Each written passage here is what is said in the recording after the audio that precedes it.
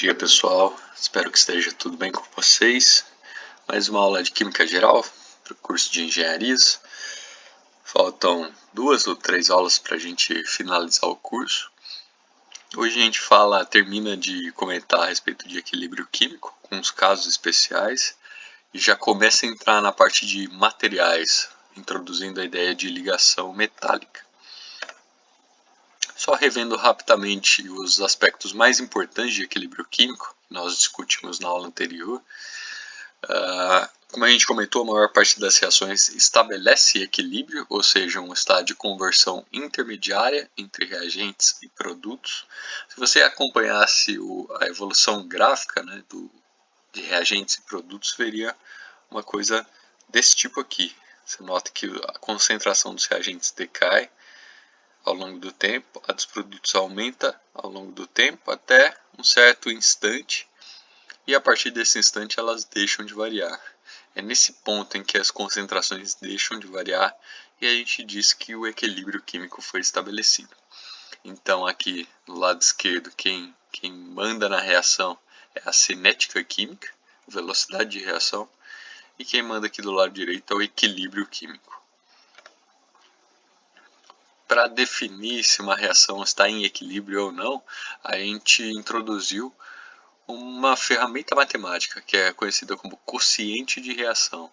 Então, para uma dada reação com uma equação genérica como essa daqui, em que esses subíndices aqui representam os coeficientes estequiométricos e aqui cada uma das espécies químicas, A, B, C, D, a gente tem que o quociente de reação corresponde a na parte de cima aqui no numerador, produto da concentração dos produtos, ou multiplicação da concentração dos produtos, cada um deles elevado ao seu coeficiente estequiométrico, dividido por, e aqui na parte de baixo, a multiplicação da concentração dos reagentes, também elevado aos seus coeficientes estequiométricos. No caso da reação de produção de amônia, por exemplo, a gente tem o nitrogênio reagindo com hidrogênio para formar NH3. NH3 é o produto, vem aqui no numerador, elevado ao quadrado, porque tem um 2 aqui na frente.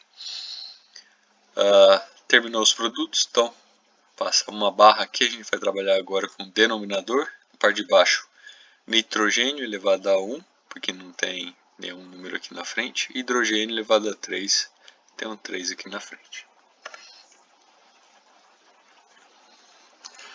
A gente fez um estudo detalhado de como esse quociente de reação varia durante uma reação química e notou que o valor dele é constante quando a reação atinge o equilíbrio químico. Esse valor de quociente é constante e ele independe das concentrações iniciais, como a gente demonstrou na aula anterior. Ou seja, é uma grandeza muito relevante para a gente descrever uma certa reação. Por isso a gente dá um nome especial para ela, que é o K, constante de equilíbrio. E a constante de equilíbrio ela é calculada da mesma forma que a gente calcula o Q, o quociente, só que utilizando as concentrações de equilíbrio. Então, essa é a forma de avaliar ele. Lembrando que a constante de equilíbrio, quanto maior for o valor dela, isso favorece produtos, ou seja, a reação deslocada para a direita. Se a constante de equilíbrio for pequena, 10 a menos 5, 10 a menos 10, nesse caso os reagentes serão favorecidos. A reação é deslocada para a esquerda. Se a quociente de reação num dado instante é diferente da constante de equilíbrio, isso significa que a reação não está em equilíbrio. E daí, comparando os dois, a gente sabe para que direção ela vai. Se o Q for menor que K, o que aumentará com o tempo, ou seja, reagentes serão convertidos para produtos, a tendência é a reação proceder no sentido direto. Se o valor do quociente de reação for maior que a constante de equilíbrio, o Q diminuirá com o tempo, e a gente tem a tendência oposta, ou seja, produtos serão convertidos para reagentes. Por isso que a gente diz que Q é uma ferramenta matemática para avaliar o progresso de reação. Dessa forma como a gente destacou, Q menor que K vai para a direita, Q maior que K vem para a esquerda. Se o Q for igual à constante de equilíbrio, a reação está em equilíbrio, ela não, as concentrações não variarão mais ao longo do tempo. No final da aula anterior, a gente comentou sobre o princípio de Le Chatelier. Ele vai indicar para a gente formas de deslocar o equilíbrio numa certa direção. Então a gente viu que se aumentar, por exemplo, a concentração dos reagentes, existe uma pressão de consumo dos reagentes que faz a reação ser deslocada no sentido de formação dos produtos e vice-versa. Se a gente aumentar a pressão, também tem muitos mols de espécies gasosas aqui do lado esquerdo e poucos aqui do lado direito, ou seja, o sentido que alivia a pressão é o sentido direto. Então, se a gente aumenta a pressão, a tendência é a reação deslocar para a direita, porque vai aliviar a pressão. Já no caso da temperatura, a gente precisa levar em consideração o ΔH. Essa é uma reação exotérmica. Então, uma reação exotérmica se beneficia, ou seja, é deslocada para a direita, quando você diminui a temperatura. Se você aumentar a temperatura, vai deslocar ela para a esquerda. Lembrando que tem que levar em consideração também a cinética. Se você diminui a temperatura, diminui a velocidade das reações, isso pode ser um fator que é necessário levar em consideração. Então esse foi um breve resumo do que nós vimos na aula anterior. Agora a gente vai introduzir alguns casos de equilíbrio químico, casos específicos. O primeiro deles é o que acontece para ácidos e bases fracos. Até o momento a gente falou de ácido fúrico, ácido clorídrico, que são ácidos, como a gente diz, fortes, ácidos que se dissociam completamente. No caso de ácidos e bases fracos, eles são eletrólitos também, porque eles formam íons quando adicionados à água, porque eles sofrem pouca dissociação, ou seja, uma molécula de ácido acético que tem essa fórmula, na hora que você adiciona ela em água, só uma pequena fração vai se dissociar formando o acetato mais o H+. A maior parte fica na forma de ácido acético mesmo. Vamos representar aqui a forma do acetato. Carbono, hidrogênio. Esse grupo aqui corresponde ao grupo metil. E aqui a gente tem C dupla O. E a partir do momento que a gente tem a dissociação, o H+ vai embora e a gente tem essa espécie ali, que é o acetato. Então, quando essa espécie é adicionada em água, ela se dissocia formando o acetato e o H+.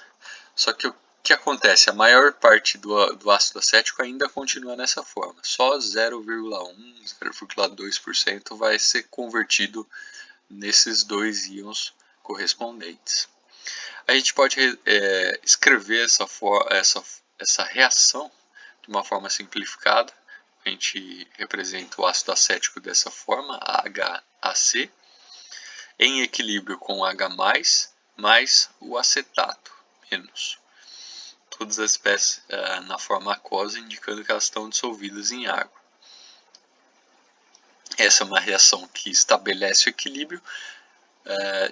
Consequentemente, a gente consegue escrever uma fórmula para a constante de equilíbrio químico para essa reação. Constante de equilíbrio, nesse caso a gente coloca o subíndice A para representar uma constante ácida. Então a constante de dissociação do ácido a gente escreve como Ka. Vai ser igual ao que? A mesma lógica que a gente utilizou. Na parte do numerador vem os produtos. Quem são os produtos da reação? H+, acetato. Então a concentração de H+ vezes concentração de acetato dividido por reagentes, que é o ácido acético. Então concentração de ácido acético. Essa constante de equilíbrio é conhecida, é tabelada e tem um valor de 1,8 vezes 10⁻⁵. Como vocês podem ver, é um valor pequeno. Como a gente discutiu anteriormente, vamos dar uma olhada. Sempre que a constante de equilíbrio for pequena, reagentes são favorecidos. Então, constante de equilíbrio pequena significa que a maior parte, quando você adiciona o ácido acético em água, a maior parte do ácido acético continua dessa forma aqui, ou seja, não é dissociada. A gente pode utilizar a constante de equilíbrio para fazer cálculos de concentrações de equilíbrio a partir de uma dada condição inicial. Então, o exemplo que a gente está dando aqui, 1 mol de ácido acético, a gente tem ácido acético, na quantidade de 1 mol, ele foi adicionado a 1 litro de água. Então, no total, você teria aí 1 mol por litro de concentração inicial, certo? Quais serão as concentrações finais de H+, e ácido acético dissolvidos?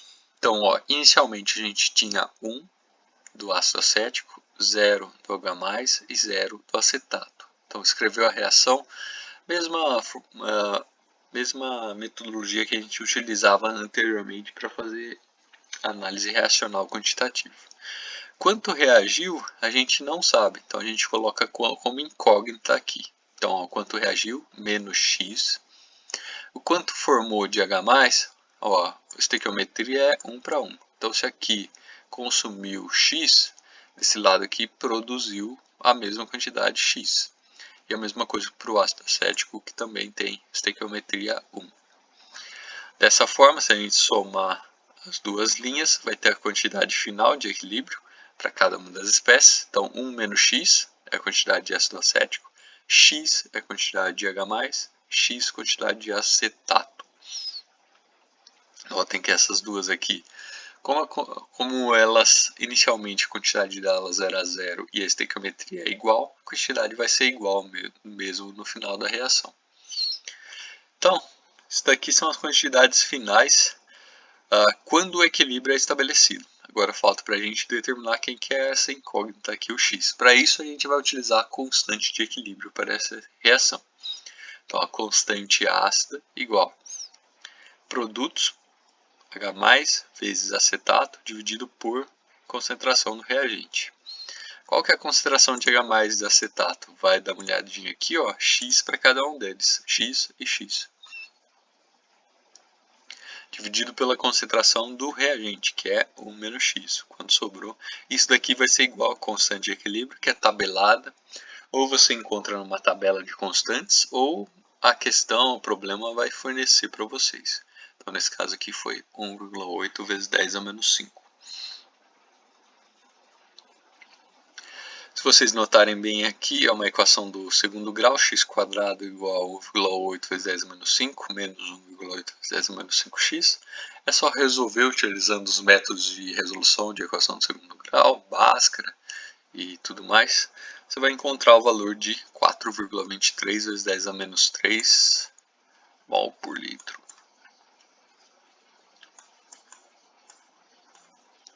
Ó, esse é o valor de x. Então, se estiver perguntando para você, seria uma concentração. Se perguntar para você a concentração final de cada um deles, você tem que substituir o x aqui para descobrir. A concentração de H+ vai ser o próprio x, 4,23 vezes 10 a menos 3.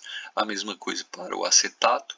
No caso do ácido acético, vai ser 1 menos 4 vezes 10 a menos 3. Ou seja, aproximadamente 0,996. Então, notem que a maior... Vou até escrever esses valores aqui, ó. 0,9... Opa.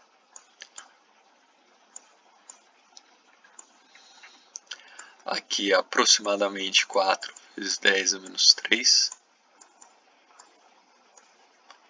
E aqui, 4 vezes 10 a menos 3.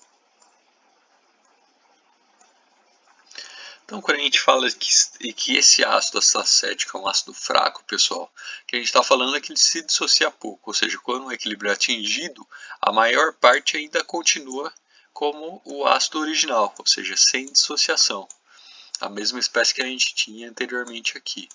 Notem, a concentração inicial dele era 1 e a concentração caiu de 1 para 0,996, que é praticamente a mesma coisa, só um pouquinho se converteu em H+ e acetato.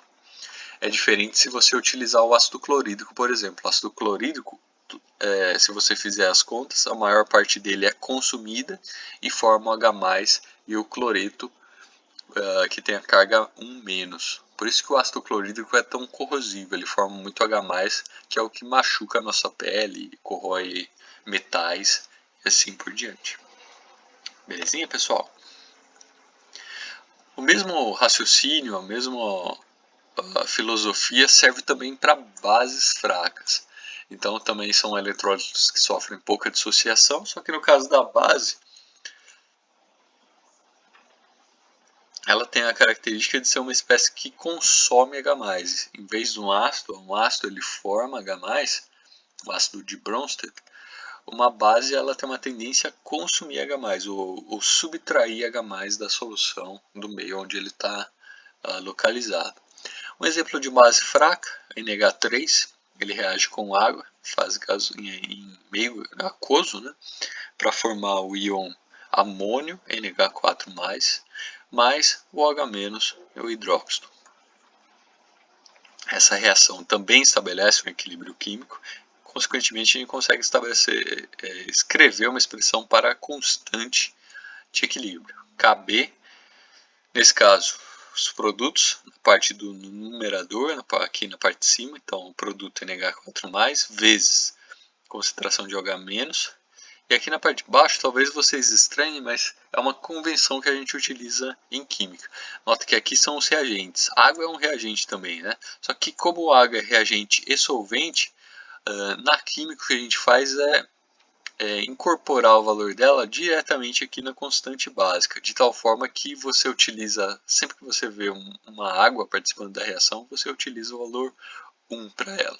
Ou seja, você não incorpora ela na equação que representa a constante de equilíbrio. Então a constante básica, através dessa configuração, vai ficar reagentes, produtos aqui na parte de cima, dividido pelo reagente, que é o NH3. Todas as concentrações são as concentrações de equilíbrio. Por acaso essa reação tem o mesmo constante de equilíbrio, 1,8 vezes 10 a menos 5, então a gente pode esperar os mesmos valores de equilíbrio que a gente encontrou no exercício anterior. Lembrando, só destacando, deixando bem reforçados daqui, constantes ácidas e básicas, elas já incorporam a concentração de água dentro dela aqui. Por isso você não precisa escrever a concentração de água explicitamente na fórmula aqui. Quando a gente tem o valor da constante tabelada, ela já incorpora, eventualmente, se a água participar da reação. Bom, aquele foi um exemplo de equilíbrio químico para ácidos e bases. Aqui a gente vai dar um exemplo de equilíbrio químico um pouquinho diferente, que ocorre entre sólidos e um gás, ou seja, um equilíbrio químico que acontece em fase heterogênea. Então, ó, a gente tem um sólido aqui, sólido, e um gás sendo formado. Essa reação é conhecida como uma reação de calcinação. Calcinação porque ela forma cal. Olha só que interessante. A gente tem o carbonato de cálcio, que é o calcário. Calcário vocês já devem ter ouvido falar. É utilizado para várias coisas, inclusive para corrigir pH de solo, aumentar a fertilidade de solo. Principalmente aqui no centro-oeste é utilizado para corrigir o pH de solos. O que acontece?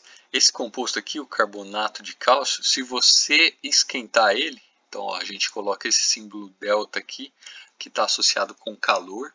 Então se você esquentar esse composto aqui num forno, por exemplo, o que vai acontecer? Ele vai liberar CO2, que é o gás carbônico, libera CO2 gasoso para a atmosfera e forma o óxido de cálcio, que comercialmente é conhecido como cal, utilizado na indústria de construção civil.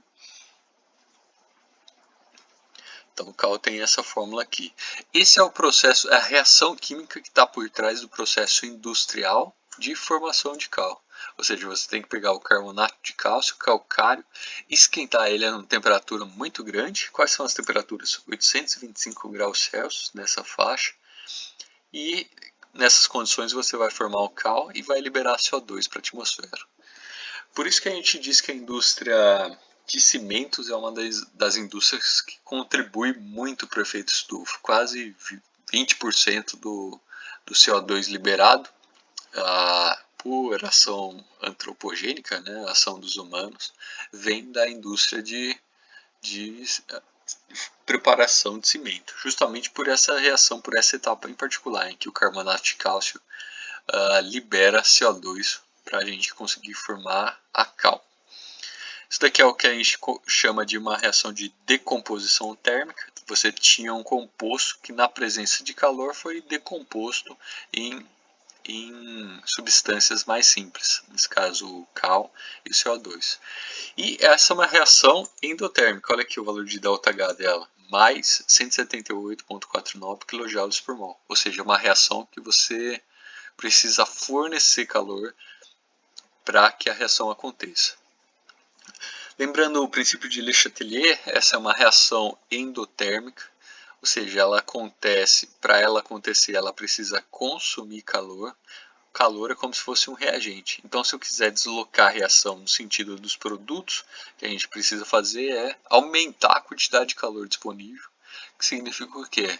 Trabalhar com temperaturas mais altas. Por isso que a gente utiliza temperaturas tão altas para essa reação de decomposição. Aqui a gente mostra reagentes e produtos. O calcário ele é encontrado na forma de minerais, então no meio ambiente você encontra esses depósitos de calcário, carbonato de cálcio, e a gente consegue quebrar, extrair, formando pellets de carbonato de cálcio, que é utilizado como fertilizante, corretor de solos. Se você faz o aquecimento num forno desse material aqui, vai ter a cal, que é utilizada na construção civil. Por que a cal é utilizada na construção civil? Qual que é a reação que acontece? Vou escrever aqui rapidamente. Cal, na presença de água, ela forma hidróxido de cálcio.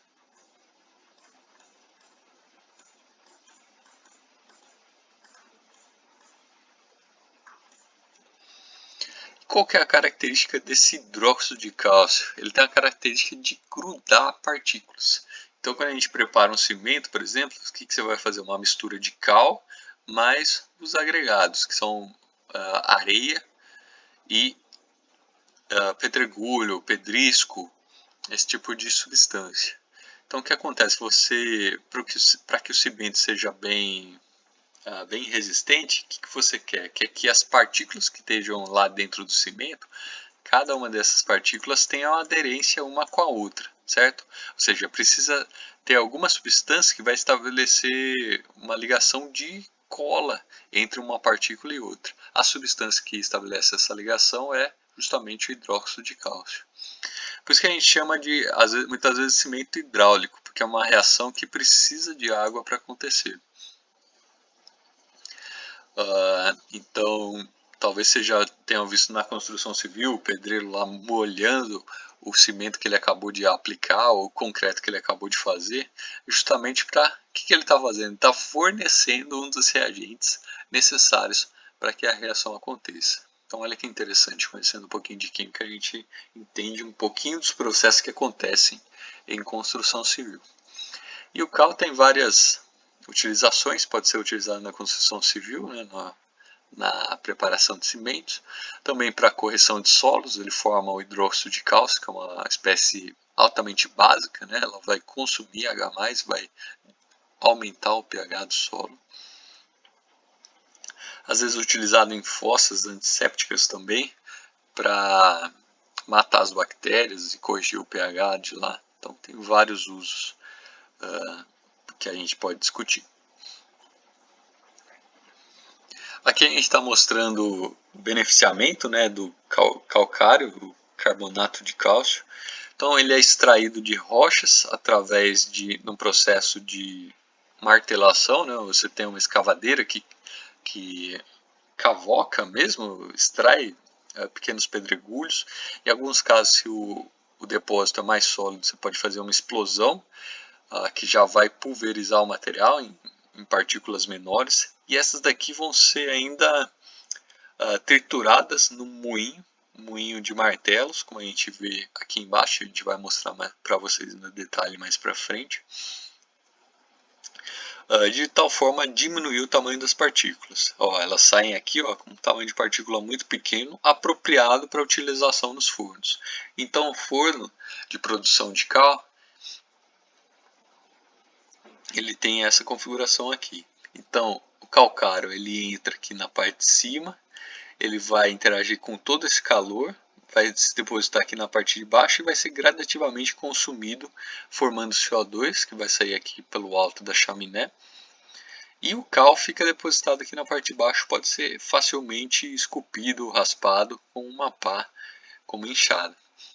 Aqui na parte de baixo a gente tem carvão, uma fonte de carbono, um carbono reduzido, que na presença de oxigênio e calor vai ser oxidado, formando uma reação de combustão, que dá calor para que esse processo aqui aconteça. Então notem que tem mais que um processo químico acoplado aqui. A gente tem uma reação química de combustão, que fornece calor, e esse calor é utilizado na reação de decomposição térmica do carbonato de cálcio, que é um processo endotérmico que precisa de calor para acontecer. Mais um exemplo de equilíbrio químico, solubilidade de diferentes sais. Provavelmente, se você já trabalhou com sal de cozinha, você sabe que se você adicionar ele à água, ele vai se dissolver, formando os íons associados. Agora, se você pegar um pedaço de giz, por exemplo, agora a gente está afastado da sala de aula, mas eventualmente, quando a gente voltar, porque vai passar toda essa situação, você pode pegar um pedacinho de giz, adicionar ele à água e você vai ver que ele não derrete. Ele pode até ficar mais molengo, se pulverizar, mas ele não vai se dissolver. Isso por quê? Porque a constante de solubilidade dele é relativamente pequena. Então a gente pode falar também de um equilíbrio químico para solubilização de sólidos. Nesse caso aqui, de novo, é também em fases diferentes, só que em vez de ser sólido e gás, aqui a gente tem sólido e líquido. Quem que é o nosso sólido? A espécie que a gente está adicionando à água, quer ver se ela vai se dissolver ou não. No sentido direto, ela sofre uma dissolução, formando os íons associados. Então, o AgCl, cloreto de prata, se você adiciona ele em água, uma fração, uma parte vai se dissociar, formando o íon prata mais e o íon cloreto, que dá uma carga negativa. De novo, para esse processo a gente consegue escrever uma constante de equilíbrio. Então, K, a constante de equilíbrio, é igual ao quociente de reação na condição de equilíbrio, que significa o quê? Quociente calculado para as concentrações de equilíbrio. Na parte de cima, produtos, então Ag+, cloreto menos. E na parte de baixo, o reagente AgCl. Aqui tem uma característica a mais, essa seria a constante de equilíbrio original, só que em química o que a gente faz? Como essa concentração ela é sempre constante, ela depende só da densidade do material, do cloreto de prata, o que a gente faz, como isso daqui é sempre constante, é incorporar ele aqui dentro dessa constante, dando um novo nome para ela. Então, ó, a constante de equilíbrio vezes a concentração de equilíbrio desse sal é o que a gente chama de KPS, produto de solubilidade. Vou até escrever aqui que eu acho que não tem em nenhum lugar. Então, ó, esse daqui é o que a gente chama de produto de solubilidade. Então, o produto de solubilidade é uma constante de equilíbrio que está associada simplesmente com a concentração dos produtos, aqui no caso dos íons formados pela dissociação, Ag+, e o cloreto menos.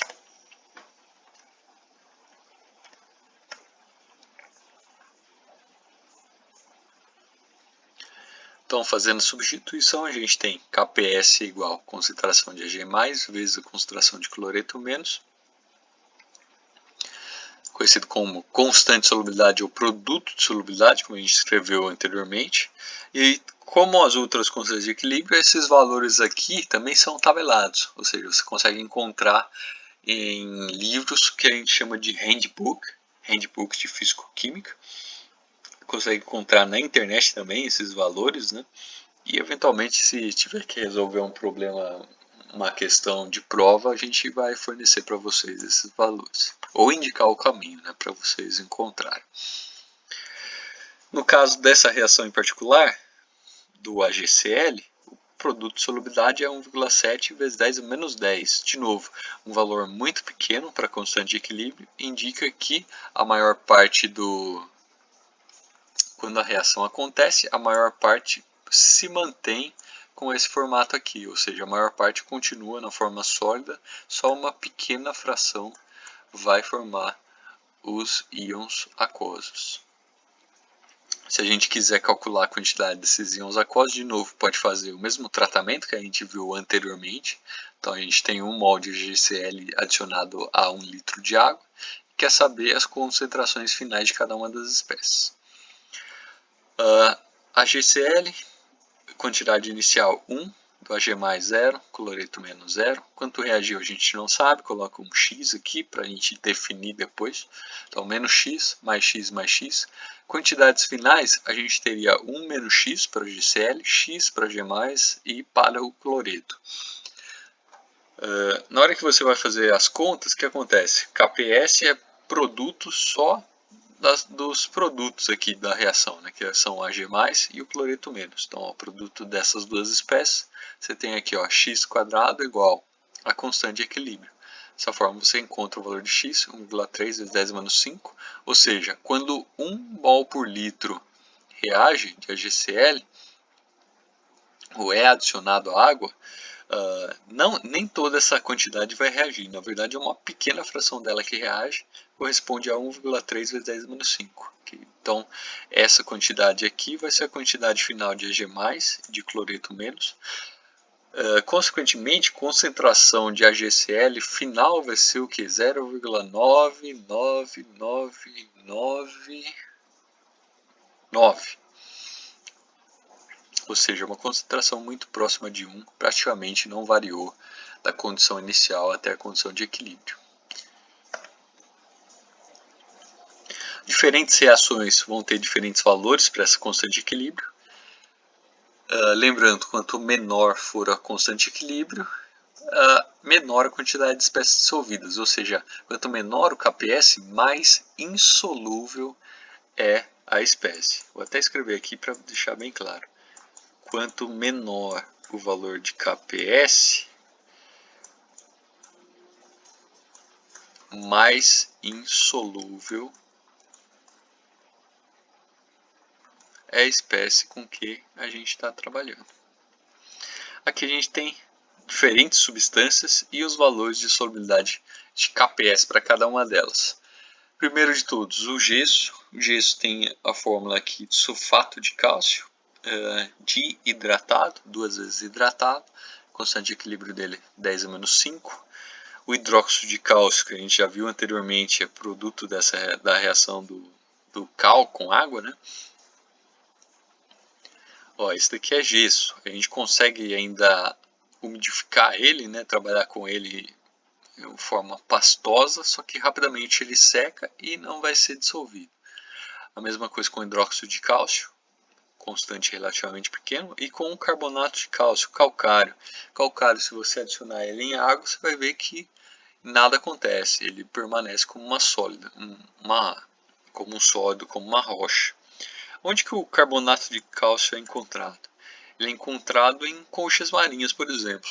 E aí você nota a natureza estrutural desse composto. Uma concha marinha é um material de proteção para o molusco. Você não quer que esse material se dissolva em água, porque o bichinho ele mora na água, né? Então esse material tem que se manter sólido em água, ou seja, ele tem que ter uma solubilidade baixa. Por isso que as conchas marinhas são feitas de carbonato de cálcio e não de sulfato de cálcio, por exemplo, ou NaCl, que tem solubilidade maior. Esse composto aqui também vai funcionar como antiácido, que ele subtrai H+, através de uma reação aqui com carbonato de cálcio, ele forma OH-, né, e serve para corrigir o solo. Consequentemente, se ele consegue combater o ácido do nosso estômago, ele consegue combater o ácido também do solo. Então, notem que conhecendo um pouquinho de química, você consegue, conhecendo a aplicação em uma situação, você consegue prever qual que vai ser a aplicação em outra situação também. E os nossos ossos, eles são compostos também por carbonato, só que nesse caso é fosfato de cálcio. Então aqui a gente tem a espécie PO4, que é o fosfato, nesse caso aqui o fosfato de cálcio. O KPS dele é 10 a menos 33, olha como a solubilidade é extremamente baixa. Tem que ser baixa, né, pessoal? Porque se o osso está dentro do nosso corpo, ele está exposto a sangue, está exposto a todo tipo de fluidos. Se ele fosse um material solúvel, a gente ia virar uma geleia e desmanchar no chão, né? Então é importantíssimo que o osso ele tenha essa característica de um KPS muito pequeno, que corresponde a uma insolubilidade. Por isso que o osso ele tem essa formulação, ele é constituído de fosfato de cálcio. Belezinha, pessoal? Acho que isso conclui o nosso conteúdo de equilíbrio químico. Eu trago alguns vídeos aqui para vocês darem uma olhada de processos industriais envolvendo esses moinhos. Então, moinhos de bolas, de martelos, de facas, são moinhos utilizados para triturar material. Moinho de bolas, você tem o material que você adiciona no lugar onde tem bolas que estão girando, uma velocidade muito alta. Essas bolas vão esmigalhar todo o material que passa lá dentro. Um vídeo muito interessante. Moinho de martelos, como se tivesse um eixo que gira, e ao longo desse eixo você tem vários martelos. Então imagine isso daqui, uma rotação ao longo de um dado eixo, certo? Então ó, tem esse martelo que fica rodando aqui numa velocidade muito grande e você joga material lá dentro. Esse martelo vai tocar no material, uma velocidade muito alta, uma inércia muito grande, né? E vai destruir o material que está aqui dentro. Esse é o princípio do moinho de martelos. E o moinho de facas é parecido com o de martelo, só que em vez de ter uma barra pesada de metal aqui, o que você tem é uma faca rodando uma velocidade muito grande e vai cortar materiais com muita facilidade. Então aqui a gente mostra cada um desses casos. São vídeos muito interessantes, processos industriais, e interessante reparar em cada um deles é que eles utilizam metais. Metais vão fazer esse processo aqui de bater nas substâncias. E olha que interessante, por que utilizam metal e não um carbonato, um NaCl ou um líquido? Deve ser alguma coisa associada com as propriedades dos metais que os tornam interessantes para esse tipo de uso, né? Então, a partir de agora, a gente entra na segunda parte e a última parte do curso, que trata de química associada com engenharia de materiais, ciência dos materiais. Para quem tem interesse nesse assunto, recomendo 2 livros, o livro do Van Vlack, e também o livro do Callister, os dois de materiais. Os dois são encontrados na biblioteca da UFMS, vocês vão encontrar sem problemas. E eles trazem uma introdução à química nos capítulos iniciais, e depois gradativamente vão migrando para o mundo dos materiais, mas sempre fazendo a ponte entre o mundo da química e o mundo dos materiais. São livros muito bacanas, muito interessantes. Quem trabalha nessa área aí, com certeza vai se beneficiar da leitura desses 2 livros. Agora a gente vai trazer uma visão resumida do que esses livros trazem de conteúdo para ligação metálica. E na próxima aula a gente fala de reações de oxirredução e materiais compostos. Então, ligação metálica é um tipo de ligação química. A gente já tinha falado de ligações químicas anteriormente, quando a gente comentou de ligações iônicas e covalentes. No caso das ligações iônicas, elas são caracterizadas pela transferência de elétrons entre o metal e o ametal. Aqui a gente dá o exemplo do cloreto de sódio. Esse tipo de ligação tem a característica de formar um retículo cristalino, que corresponde a um ordenamento muito grande dos átomos de forma alternada. Então aqui cada um dos íons aparece o Na+, depois Cl-, Na+, Cl-, e assim por diante. Então retículo cristalino é um arranjo ordenado de átomos. O que acontece? Os elétrons de cada uma das espécies estão presos nesses átomos. Então os elétrons do Na+ estão aqui dentro das camadas mais internas. Os elétrons do cloreto estão nas camadas mais internas, na camada de valência. Só que o que acontece? aconteceu a transferência de elétrons, os elétrons foram transferidos, eles ficam com quem é o novo portador, ou seja, não acontece nenhum tipo de compartilhamento, nem nada do tipo. Diferente da ligação covalente.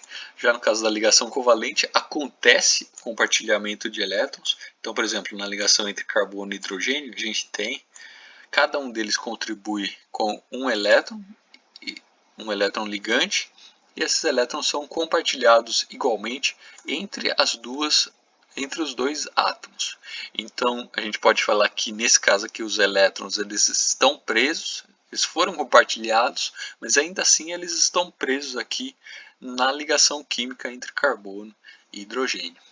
Então, nessas duas ligações iônicas e covalentes, a gente são caracterizados por elétrons presos, seja nos átomos ou seja nas ligações químicas. Essa é a principal diferença com relação à ligação metálica. O que acontece quando a gente pensa no metal? Qual que é a propriedade dele que mais chama atenção, que vem à nossa mente inicialmente? Justamente a condutividade. Condutividade significa o quê? Capacidade de conduzir corrente elétrica. Se ele conduz corrente elétrica, quem conduz corrente elétrica nele? São os elétrons. Os elétrons têm uma carga negativa. Se eles saem de um lado do metal e vão para o outro, eles conduzem corrente elétrica através desse processo. Sai do lado negativo, vem aqui para o lado positivo. Conduz corrente elétrica nesse processo.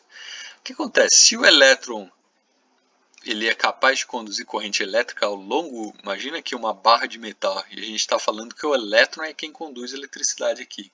Se ele é capaz de conduzir carga de um lado para o outro, significa o quê? Que ele tem mobilidade, ou seja, ele não está aprisionado dentro do metal, ou seja, uma fração dos elétrons aqui dos átomos do metais estão livres, e essa fração dos elétrons livres é a responsável pela condução elétrica desses materiais. Então, pelo menos uma fração dos elétrons deve estar livre, e esse elétron vai saltar de um átomo em outro, essa é a única forma que ele tem de viajar. Então ele salta de um átomo em outro, caminhando do lado do potencial mais negativo para o lado do potencial mais positivo. Então, nessa condição, a gente diz que os elétrons condutores eles devem estar fracamente coordenados aos átomos, ou seja, ele está ligado aqui através de uma força, só que essa força é pequena o suficiente de tal forma que, na presença de um campo elétrico, ou seja, uma diferença de potencial, essa força associada à força elétrica da diferença de potencial é suficiente para arrastar esses elétrons aqui, romper as interações que eles têm fracas com os átomos aqui. Então, pelo menos uma fração dos elétrons eles estão fracamente coordenados ou estão livres para conduzir corrente elétrica. Esses elétrons a gente diz que eles são delocalizados por todo o metal, ou seja, da mesma forma que a gente tem um orbital ligante, um orbital para ligação covalente, nesse caso aqui a gente fala de um orbital, só que é um orbital para o arranjo cristalino como um todo do metal, ou seja, é como se o elétron ele tivesse compartilhado com todos os átomos aqui do arranjo cristalino do metal, que a gente chama de mar de elétrons. Mar de elétrons. Elétrons aqui é como se fosse um fluido, e esse fluido pode se movimentar na presença de uma diferença de potencial. Quais são os elementos que estabelecem ligações metálicas? Todas essas substâncias aqui estão do lado esquerdo da tabela periódica, e os metais de transição também. Então, há metais alcalinos terrosos, alcalinos terrosos, metais de transição, mais alguns elementos aqui do lado direito da tabela periódica. Todos esses elementos podem estabelecer ligação metálica, ou seja, formar metais, ter metais associados. E metais têm algumas características que a gente já identifica de cara, né? Quando a gente vê uma barra de metal, a gente sabe identificar ela pela coloração acinzentada, o brilho metálico. Essas são características de metais. A gente pode determinar o quão forte é uma ligação metálica. Lembra que ligação iônica é muito forte, ligação covalente também é uma ligação bastante forte? O que acontece é que a ligação metálica ela também tem uma força associada a ela. Corresponde ao quê? Corresponde à força necessária para você romper ligações. Então, ó, quando a gente está falando quão forte é uma ligação metálica, a pergunta que a gente está fazendo é o quê? Quanta energia eu preciso para separar um átomo metálico aqui dos átomos vizinhos? Isso é o que a gente chama, o que a gente está querendo indicar com a força da ligação metálica. E essa força da ligação metálica varia para diferentes metais. Para alguns deles ela é relativamente pequena, para outros relativamente grande. No caso do sódio, ela é relativamente pequena, ó, 100 kJ por mol está aí na ordem de ligações covalentes, um pouco menos, 4 vezes menos que uma ligação covalente. Isso significa o quê? Você consegue romper com facilidade essas interações. Então a gente espera o quê? A gente espera que esses compostos tenham um ponto de fusão relativamente baixo. Por quê? Porque a força de ligação é pequena, você consegue romper essas interações com facilidade. Então você pode escrever aqui, ó, ponto de fusão pequeno. E além disso, se você pegar uma faca, você vai notar que você consegue cortar uma barra de sódio. Ó, embora seja um metal, você consegue cortar ele com uma faca. Por quê? Porque, de novo, as ligações aqui são fracas. Se você aplicar uma pressão aqui com um objeto cortante, você vai separar com facilidade os átomos. Por isso que a gente consegue cortar com uma faca, ou seja, um material relativamente mole. Então, olha que interessante, agora a gente já está começando a estabelecer as correlações entre propriedades químicas e propriedades físicas macroscópicas. Então, ó, agora a gente já sabe que o material que tem aqui uma energia de ligação pequena, ele provavelmente vai ter um ponto de fusão pequeno também, temperatura de fusão de ebulição pequena, vai ser um material relativamente mole, relativamente fácil de quebrar. Isso se altera conforme a gente aumenta a força de ligação metálica. Já no caso do alumínio, ó, o que a gente tem? 330 kJ por mol. São valores mais fortes, então é difícil você rasgar o alumínio, você consegue dobrar ele ainda com facilidade. O valor não é tão alto que você não consiga nem dobrar, né? Então o alumínio você consegue dobrar ele com facilidade, mas ainda assim é um valor alto o suficiente que te dá uma certa estruturação para utilidades domésticas. Por exemplo, hoje em dia a gente tem visto janelas de alumínio, portas de alumínio, alumínio na estrutura de uma geladeira, por exemplo. Ou seja, o alumínio é um material estrutural. Por quê? Porque a energia de ligação dele é forte o suficiente para que ele forneça estrutura para os diferentes objetos. Só que não é grande o suficiente de tal forma que permite que ele seja moldável com facilidade, principalmente a quente, né? A próxima substância é tungstênio. Tungstênio tem uma energia de ligação altíssima, 800 kJ por mol. Significa o quê? Que um átomo e o outro vizinho eles estão ligados por uma força muito grande. É difícil romper essa força. Ou seja, a gente espera que o tungstênio seja um material muito duro, difícil de quebrar, difícil de dobrar. E além disso, que mais a gente espera? Que o ponto de fusão dele seja, ponto de fusão e ponto de ebulição seja elevadíssimo. Será que essa característica, ponto de fusão elevadíssimo, pode ser utilizado para alguma aplicação utilizando tungstênio? Ela pode, é utilizada no chamado filamento de tungstênio. Então, aqui a gente está mostrando para vocês uma lâmpada de tungstênio. Essa lâmpada é caracterizada pelo quê? Você tem aqui, ó, dois filamentos, aqui um metal comum, aqui um outro metal comum, e no meio aqui você tem o filamento de tungstênio. O que você faz? Você faz passar uma corrente aqui alta o suficiente para gerar muito calor, e esse calor vai aumentar a temperatura do filamento. O filamento aquecido ele libera radiação no espectro visível. Libera essa radiação aqui que a gente consegue enxergar com os nossos olhos. Consequentemente, é uma radiação que consegue iluminar ambientes. Então essa é a ideia por trás do filamento de tungstênio em lâmpadas, lâmpadas desse tipo aqui, lâmpadas incandescentes. São baseadas no aquecimento dos filamentos de tungstênio. E a gente só consegue aquecer esse filamento por quê? Porque ele não derrete, porque ele não passa do ponto de fusão. Por que ele não passa do ponto de fusão? Porque a energia de ligação entre os átomos dele é muito grande, muito alta. Belezinha, pessoal? Então, a gente comentou sobre a energia de ligação, falta comentar um pouco a respeito do arranjo dos átomos. Como que estão os átomos, qual é o ordenamento dos átomos dentro de um metal? Se a gente pudesse olhar com um microscópico, numa escala microscópica, uma escala bem pequena, como é que a gente veria os átomos alinhados lá? Se você olhar com o microscópio, você vai ver que eles têm um arranjo muito bem ordenado, ou seja, uma organização atômica bastante ordenada.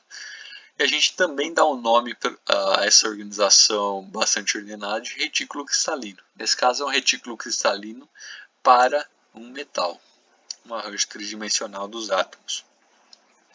Esses retículos cristalinos podem obedecer a arranjos espaciais bem definidos, que é o que a gente chama de sete sistemas cristalinos. Está associado à forma como os átomos se ordenam ao longo do espaço. Você pode ter esse tipo de ordenamento, ó, que tem uma simetria quadrada, mas também pode ter um ordenamento desse tipo aqui, ó, que dá uma geometria hexagonal. Cada um dos sistemas cristalinos está associado com um arranjo desse tipo ao longo de 3 dimensões também. Então isso daqui vai se repetir. Esse arranjo aqui se repete ao longo do espaço, formando um sistema cristalino. Esse arranjo hexagonal aqui também vai se repetir ao longo do espaço.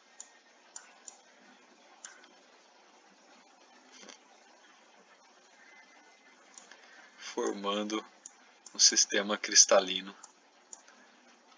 com esse jeitão aqui.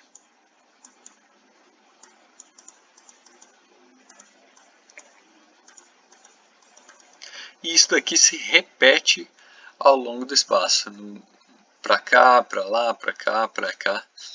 Então essa é a importância de se definir sistemas cristalinos, corresponde a uma unidade fundamental de repetição, que é o que a gente chama de célula unitária. A gente vai ver exemplos das células unitárias mais comuns aqui para os metais. Então a primeira delas é a hexagonal, compacta, tem esse símbolo aqui HC. Se você olhar o arranjo fundamental de átomos que vai gerar esse arranjo hexagonal, corresponde a esse sistema aqui, ó. Num plano você tem um hexágono e esse hexágono tem uma dimensão Z também associada a ele, formando essa unidade fundamental aqui de repetição. Ao longo do metal você vai ver essa unidade sobreposta. Tem uma outra unidade aqui do lado, outra aqui do lado, outra ali do lado, mas todas elas têm essa característica em comum de serem compostas pelo mesmo arranjo de átomos. Então quando a gente vê um metal macroscópico como um todo, ele corresponde a vários arranjos, ó, desses daqui hexagonais. Vamos localizar mais um aqui, ó. Conseguem ver a repetição aqui? Então, ó, um metal como um todo corresponde a várias somas desses arranjos hexagonais. Por isso que a gente fala que é uma unidade fundamental de repetição. Metais que tem esse arranjo aqui em particular: berílio, está lá do lado, berílio, magnésio, lá do lado esquerdo da tabela periódica, o zinco e o cádmio. Próximo tipo, cúbica de corpo centrado. Então, de novo, os átomos alinhados de acordo com um cubo, nesse caso, e um átomo aqui na região central. Dá origem a uma célula unitária, que é o que a gente chama dessa unidade de repetição, célula unitária, CCCC. Alguns compostos que estabelecem essa configuração são sódio, potássio, bário, cromo e o molibdênio. Próximo, cúbico de face centrada. Então, de novo, aqui a gente tem uma simetria cúbica, só que em vez de ter um átomo aqui na região central, a gente tem em cada uma das faces. Então vai dar origem a essa geometria aqui e essa configuração. Nesse caso a gente tem o cálcio, cobre, prata, paládio, platina. São metais que a temperatura ambiente podem estabelecer essa célula unitária aqui.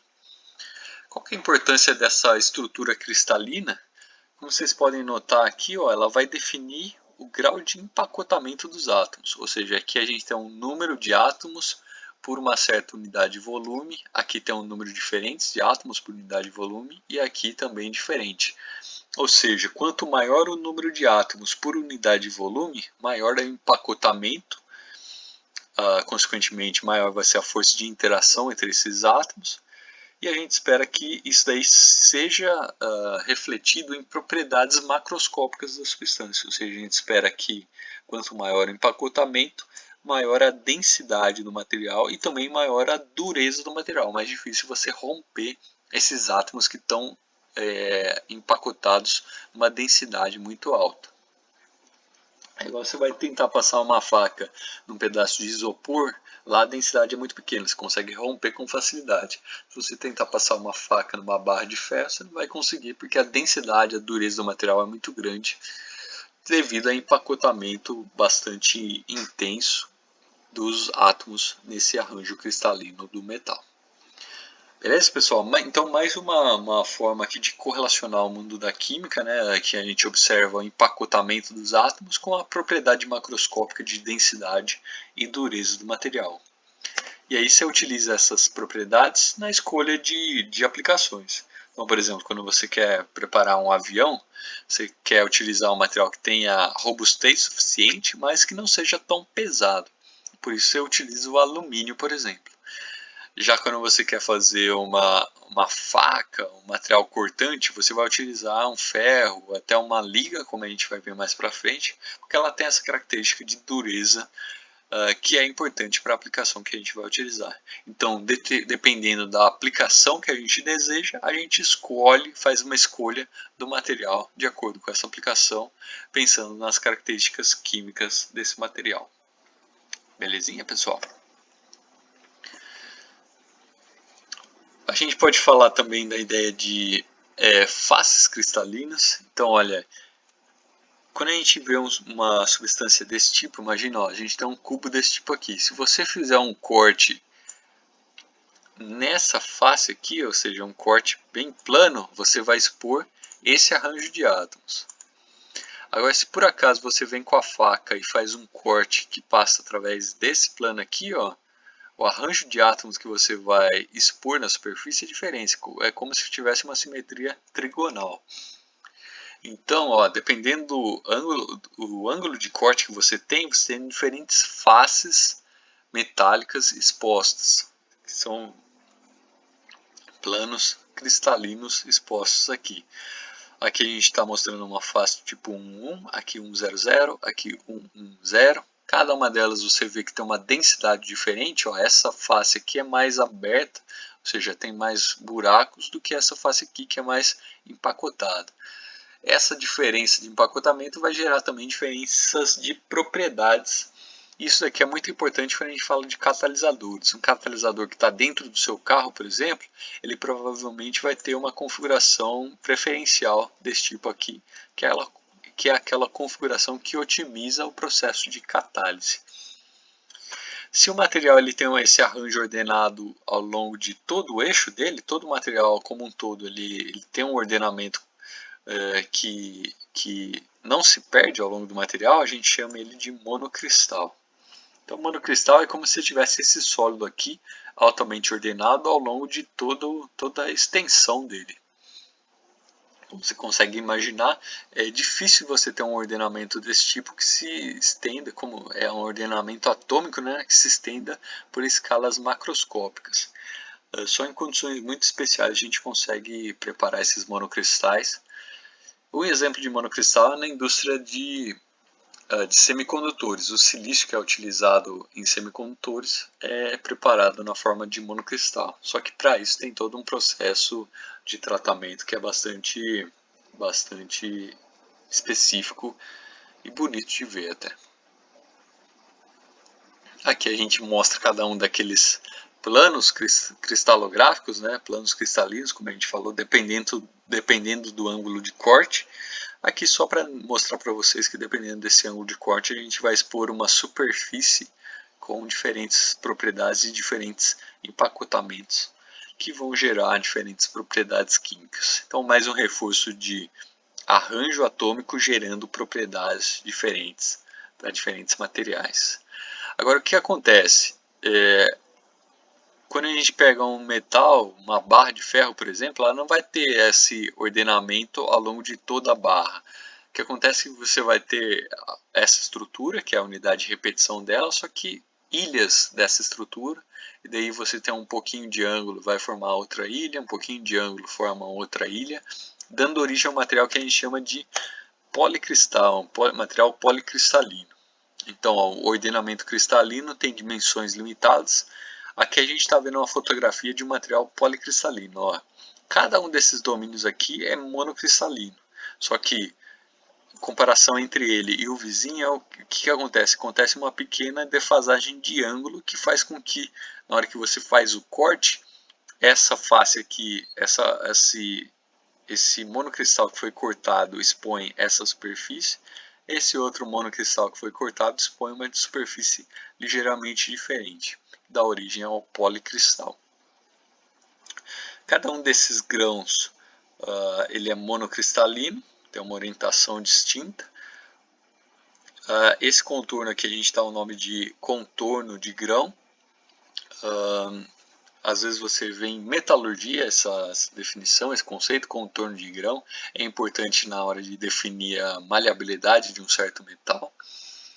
E nesse caso aqui, um material que tem vários índices cristalinos expostos, né, a gente chama ele de um policristal. Um material que tem várias faces monocristalinas diferentes expostas. Quando a gente corta esse material, expõe essas diferentes faces. Então aqui a gente está vendo uma microscopia como a gente diz, eletrônica, de um metal. Esse metal foi corroído ligeiramente com ácido para evidenciar os contornos de grão aqui entre as diferentes fases monocristalinas. Quando a gente fala que um certo metal tem um determinado arranjo cristalino, o que acontece? Esse arranjo cristalino ele pode se alterar com a alteração da temperatura. É o caso do estanho também. O estanho ele passa por esse processo de alteração do arranjo cristalino, que é o que a gente chama de uma transição de fase. Então aqui, ó, no estanho, diminuição da temperatura promove uma transição de fase.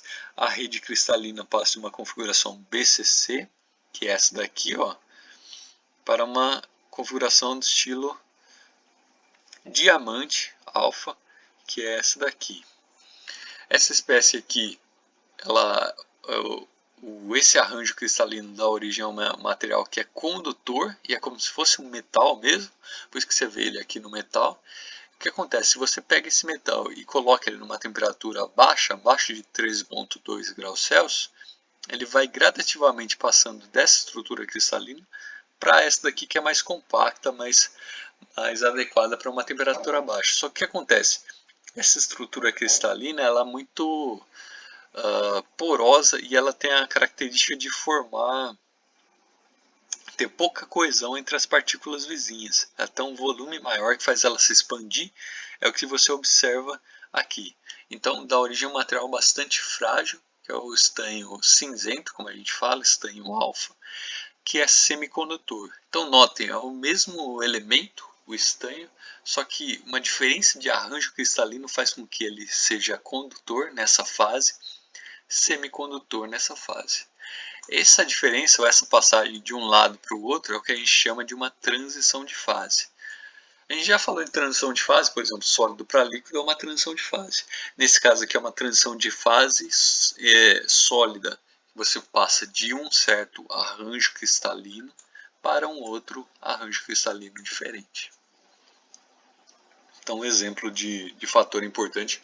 Por isso que o estanho que é utilizado em soldas, ele tem uma mistura de estanho e chumbo.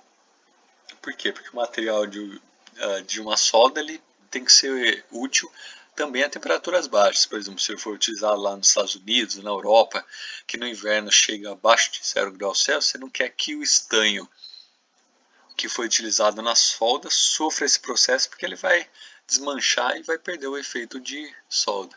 Por isso que é utilizado o chumbo para formar uma coisa que a gente chama de uma liga, como a gente vai ver daqui a pouquinho. Que é justamente isso daqui, a liga estanho-chumbo. Então, liga corresponde a uma mistura. Assim como você tem uma mistura, por exemplo, de água e etanol, água e álcool, forma uma mistura em fase líquida, você pode ter também misturas em fase sólida, que é o que a gente chama de solução sólida, que dá origem, no caso de metais, a ligas. Então, uma liga de estanho e chumbo é a que a gente utiliza para fazer solda. Se você olhar na microscopia, você vai ver que ela tem esses domínios aqui. Você nota uma alternância entre preto e branco. No caso aqui, um deles é mais...